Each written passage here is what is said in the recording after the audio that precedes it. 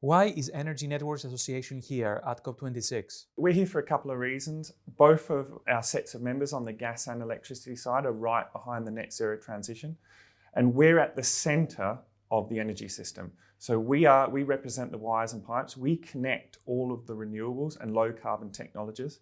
So we're essential to that net zero transition. So we want to display our role and show what we're doing to help support that net zero transition. And we're also hosting a big event where we're going to be talking about net zero and energy networks. And that includes Malcolm Turnbull, the former Australian Prime Minister, Farhana Amin, Google X's CEO, Audrey Zibelman as well. During all these days, we have heard, of course, so many climate pledges. What have you made of it so far? It's exciting. They're really good pledges. I think they're absolutely critical to achieving net zero.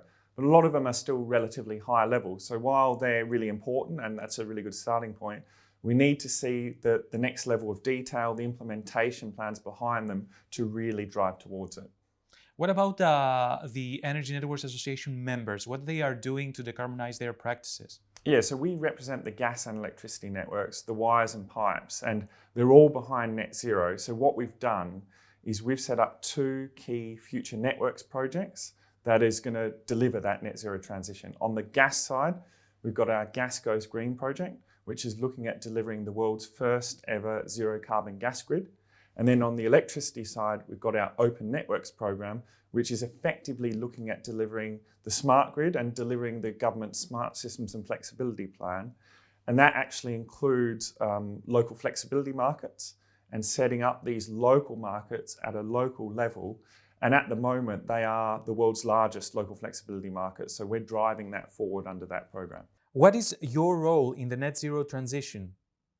Yeah, I think our role is to drive consistency across the country. So we want to bring all of our members together, take a whole energy systems approach, so ensure that we don't think about silos. We think about gas, we think about electricity, we think about transportation, waste, agriculture, etc.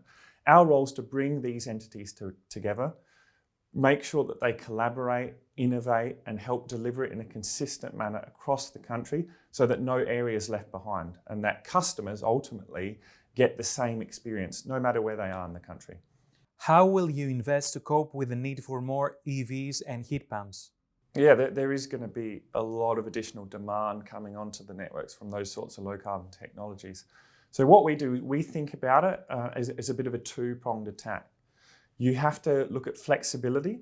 So this is how you can use energy smarter and wiser. And we also look at investment. And this is where you ultimately need to invest in the networks to ensure there's enough capacity to deliver for those new low carbon technologies. And it's not a case of one or the other. It's a combination. You've got to use all of the tools at your disposal. So we look at all aspects of that at ENA, and again, look at driving consistency in applying those tools across the country. And many out there wonder about the cost of this energy transition. How much will it cost?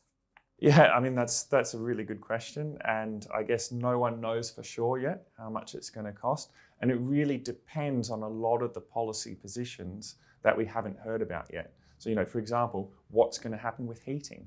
How are we going to decarbonise heating? So it is a bit uncertain. But what I can say is that with our gas members and our electricity transmission members, they've committed for the next 5 years to invest £40 billion in the grid to help decarbonise it. And at the end of this year, our electricity distribution members will be submitting their plans for the next 5 years.